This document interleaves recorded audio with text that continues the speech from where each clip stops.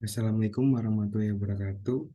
Kami dari kelompok 7 yang beranggotakan saya sendiri, Setiawan Hakim Utama dengan akhiran NIM 075, ada Revin Falasauma dengan akhiran NIM 087, ada Anya Amelia Putri dengan akhiran NIM 089, dan ada Natalia Helen Salsabila dengan akhiran NIM 100. Di sini kami akan memaparkan video pembelajaran micro learning. Simak baik-baik ya teman-teman. Baik, Assalamualaikum warahmatullahi wabarakatuh. Salam sejahtera dan salam bahagia untuk kita semua. Semoga kita selalu dalam lindungan Allah Subhanahu wa Ta'ala dan diberi kemudahan serta keberkahan dalam setiap aktivitas kita. Nah, sebelum kita memulai pelajaran hari ini, izinkan kakak menyampaikan beberapa pesan singkat untuk kita semua. Pertama-tama, marilah kita bersyukur atas nikmat sehat dan kesempatan untuk belajar di hari ini. Kedua, kakak ingin mengingatkan kepada kita semua untuk selalu memperhatikan kesehatan dengan cara berolahraga, meminum air putih yang cukup, dan makan makanan 4 sehat 5 sempurna. Dan yang ketiga, kakak berharap kita semua dapat belajar dengan semangat dan tekun, serta selalu berusaha untuk meningkatkan kemampuan kita. Baiklah, tanpa berlama-lama lagi, mari kita mulai pelajaran pada hari ini. Sebelum memulai pelajaran, mari kita berdoa menurut agama dan kepercayaan masing-masing. Berdoa dimulai.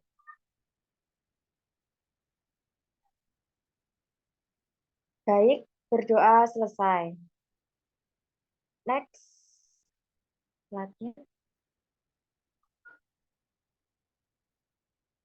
Nah, kita akan membahas materi yaitu perkembangan bahasa. Apa itu bahasa?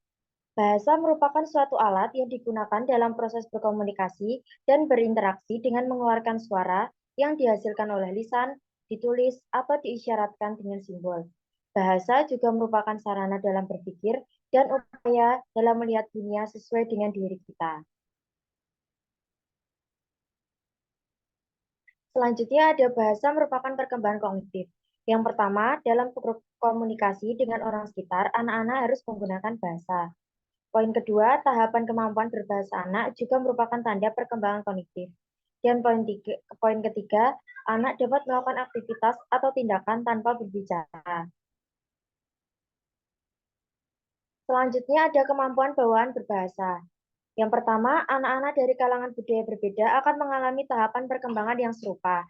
Kedua, anak-anak menggunakan susunan kalimat sederhana. Yang ketiga, orang tua akan memperbaiki kekeliruan dalam tata bahasa anak. Anak-anak tidak bisa mengikuti bahasa orang dewasa yang baku akan menemukan bahasa mereka sendiri.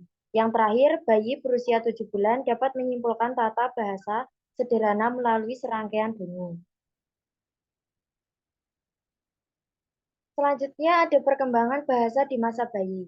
Yang pertama, mengenali bunyi bahasa. Menurut Sachs, pada tahun 2009, lama sebelum memulai mempelajari kata-kata, bayi dapat mengenali perbedaan yang halus di antara bunyi-bunyi bahasa. Sedangkan penelitian menurut Poole pada tahun 2007 telah mendemonstrasikan bahwa sejak lahir hingga usia 6 bulan, bayi adalah warga dunia.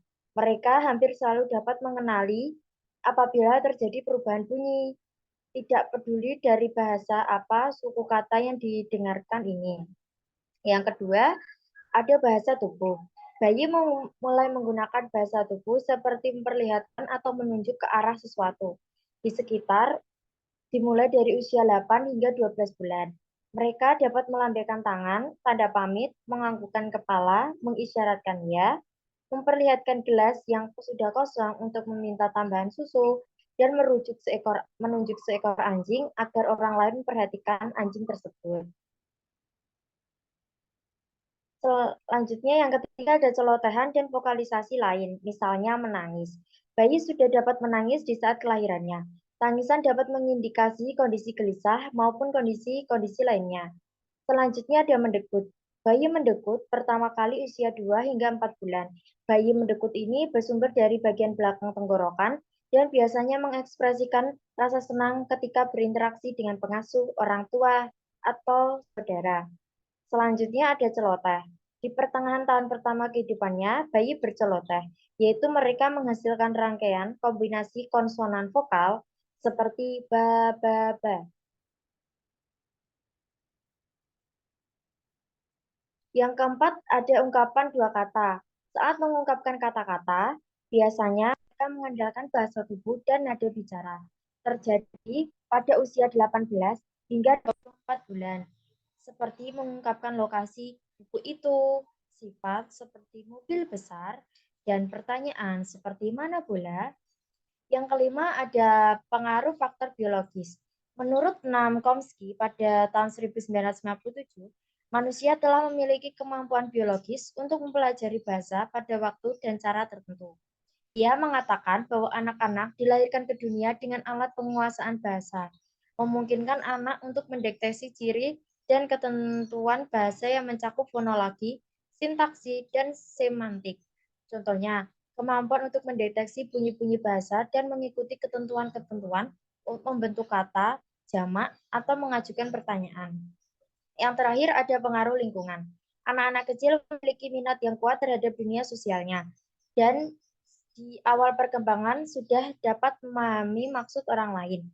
Perkembangan kosakata anak memiliki kaitan dengan status sosioekonomi keluarganya, tipe percakapan yang diarahkan orang tua terhadap anaknya. Baik, materi selanjutnya akan dibacakan oleh Kak Revin. Terima kasih. Selanjutnya itu ada perkembangan bahasa di masa kanak-kanak awal. Yang pertama itu ada memahami fonologi dan morfologi. Selama masa prasekolah, kebanyakan anak-anak secara bertahap menjadi lebih sensitif terhadap bunyi dari kata-kata yang diucapkan dan menjadi semakin mampu menghasilkan semua bunyi dari bahasa mereka. Ketika anak berusia 3 tahun, mereka dapat mengucapkan semua bunyi vokal dan sebagian besar konsonan, menurut Mann dan Stolgemon tahun 2009. Perubahan dalam sintaks dan semantik memperlihatkan kemajuan dalam menguasai aturan-aturan kompleks yang berkaitan dengan cara mengurutkan kata-kata. Masa kanak-kanak awal juga ditandai oleh adanya pemahaman menguasai semantik. Perkembangan pembendaharaan kata terjadi secara dramatis, menurut Pan dan Uccelli tahun 2009. Yang ketiga itu ada kemajuan dalam pragmatik. Dibandingkan anak usia 2 tahun, seorang anak berusia 6 tahun memiliki kemampuan bercakap-cakap yang jauh lebih baik. Anak-anak kecil mulai terlibat dalam pembicaraan yang diperluas. Keterampilan linguistik anak-anak juga semakin menjadi baik dan meningkatnya kemampuan linguistik anak-anak meningkatnya kemampuan mengambil perspektif orang lain. Seiring dengan bertambahnya usia, anak-anak menjadi lebih mampu membicarakan hal-hal yang tidak terlihat di hadapannya. Yang keempat itu ada literasi anak-anak kecil. Suatu studi terbaru mengungkapkan bahwa anak-anak yang ibunya berpendidikan lebih memiliki tingkat literasi yang tinggi daripada anak-anak yang ibunya kurang berpendidikan. Penelitian terbaru lainnya menemukan bahwa pengalaman literasi, misalnya seberapa sering seorang anak dibacakan cerita, kualitas terlibat ibu kepada anaknya, misalnya usaha-usaha kognitif menstimulasi anak, serta penyediaan materi pembelajaran, misalnya materi pembelajaran yang sesuai dengan usia anak, merupakan pengalaman literasi di rumah yang penting di keluarga, berpenghasilan rendah yang terkait secara positif dengan perkembangan bahasa anak-anak.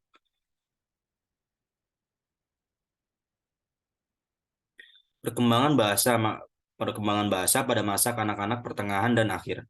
Ketika seorang anak memasuki sekolah dasar, anak-anak akan belajar prinsip alfabet seperti kosakata, tata bahasa, dan kesadaran metalinguistik. Biasanya, anak usia 6 tahun akan mengalami peningkatan kosakata rata-rata 14.000 kata, sedangkan anak usia 11 tahun rata-rata 40.000 kata.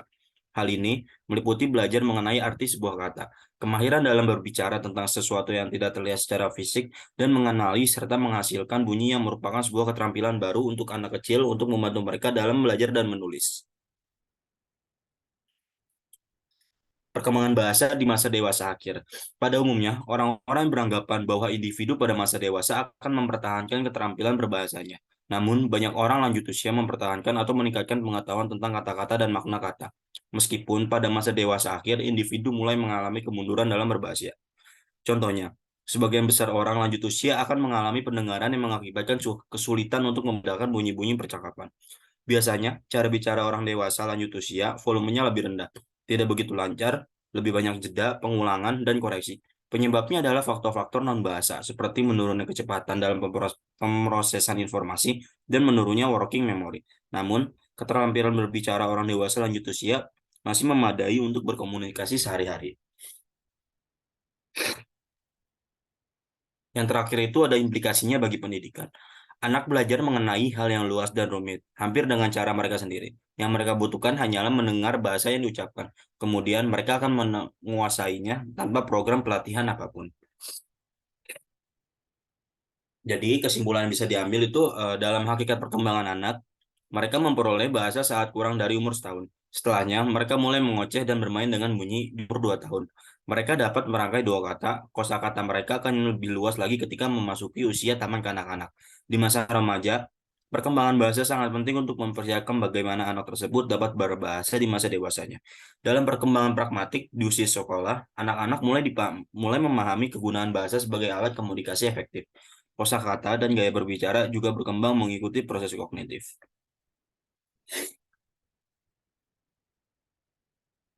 Jadi eh, itu yang bisa disampaikan sama kakak-kakak. Apa ada yang ingin ditanyakan dari adik-adik? Pak, saya mau tanya. Boleh. Jadi saya Aya Maria Putri izin bertanya. Kalau pembelajaran tanya jawab seperti apa yang kita lakukan sekarang tuh bisa mempengaruhi kemampuan berbahasa atau enggak ya? Kasih. Oke, terima kasih adiknya. Oke, ada yang mau ingin bertanya lagi? Izin bertanya Kak, setelah apa yang tadi Oke, dijelaskan, boleh. Kakak mengenai perkembangan bahasa, apakah orang tua berperan penting dalam perkembangan bahasa anak? Jika iya, apa alasannya? Terima kasih. Oke, Dik Setiawan. Terima kasih adik. Baik Kak, sama-sama. Oke, mungkin Kak Helen bisa jawab duluan. Baik, Kak Ellen akan menjawab pertanyaan dari Ana. Ya, betul. Pembelajaran tanya jawab yang dilakukan di sekolah dapat mempengaruhi kemampuan berbahasa anak. Melalui interaksi yang terjadi dalam tanya jawab, anak dapat mengembangkan kemampuan berbahasa dan berkomunikasi secara efektif.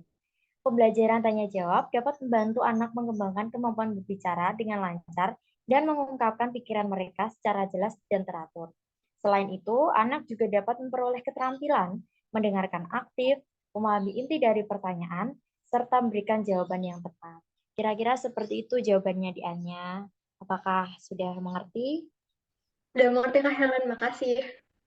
Baik. Oke, untuk Dik Hakim ya, pertanyaannya akan dijawab ya. Jawabannya iya, karena peran orang tua itu sangat penting bagi perkembangan bahasa anak. Sebab dukungan dan interaksi yang positif dari orang tua dapat membantu anak-anak memperoleh keahlian bahasa yang baik dan membangun fondasi bahasa yang kuat untuk masa depan mereka.